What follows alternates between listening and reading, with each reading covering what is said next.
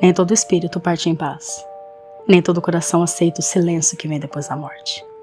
Entre véus de fumaça e lembranças esquecidas, um monge ousou atravessar o abismo entre os mundos. E tudo começou com o sofrimento de sua mãe.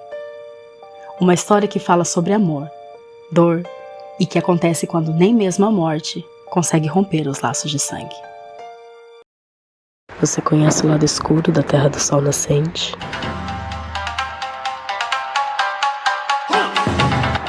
Pois eu vou te mostrar.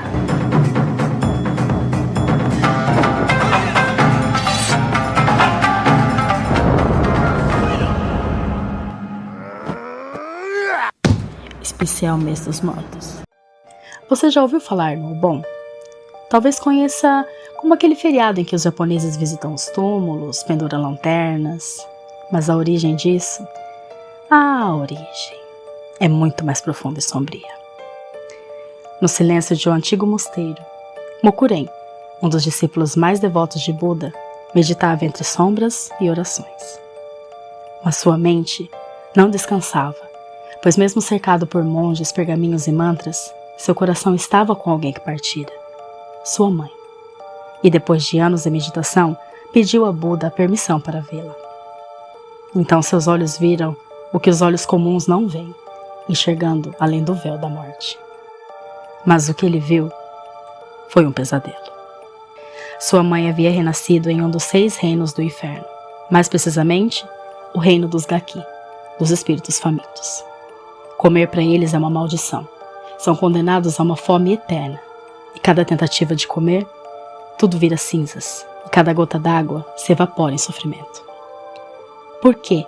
Que erro ela cometeu? Por que a mãe que tanto o amou estava ali, entre os condenados? Mokuren observava em desespero, enquanto sua mãe tentava pegar algo para comer, e tudo se tornava cinzas. E lá estava ela, a mulher que o criara com tanto amor e carinho. Agora, apenas mais uma alma consumida pelo vazio. Ele tentou ajudá-la, oferecendo comida, preces, mas de nada adiantava. E o sofrimento continuava. Então, desesperado, Mokuren implorou a Buda por respostas. Por quê? E Buda respondeu. Mesmo uma mãe pode carregar o karma dos seus atos, apegos, egoísmo ou mesmo uma generosidade seletiva. A bondade da mãe não fora suficiente para equilibrar seu destino, mas ainda havia algo que podia ser feito. Buda instruiu Mokuren a fazer oferendas aos monges em nome de sua mãe, não por orgulho, mas por compaixão pura. Alimente os outros, alimente os monges, pratique o desprendimento. E então, no dia 15 do 7º mês, Mokuren ofereceu tudo o que pôde, e naquele instante, os grilhões espirituais se romperam. E pela primeira vez, ele viu a mãe sorrir, leve, liberta. Sua mãe finalmente descansou, e Mokuren, emocionado, dançou. Dançou como nunca havia feito, com alegria e alívio, um sentimento de amor e reencontro. Essa dança de gratidão é considerada a origem do tradicional Bon Odori, a dança do Obon. No final, ele entendeu que o sofrimento e o alívio não eram apenas individuais. Ele aprendeu o valor da compaixão, da caridade e da interconexão entre os vivos e os mortos. E assim nasceu o Obon, um festival não de festa, mas de redenção, de lembrança, de tentar aliviar a dor dos que partiram, e talvez também a nossa.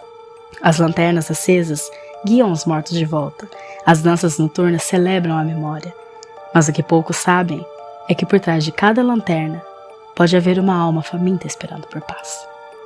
Mokuren fez o que poucos fariam, olhou para o abismo do inferno e mergulhou lá dentro por amor. E você?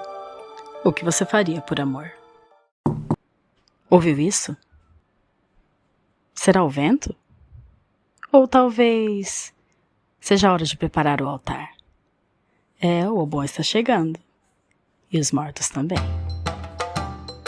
Bom, eu já vou indo. Mas te espero no nosso próximo chá. À meia-noite. Sayonara.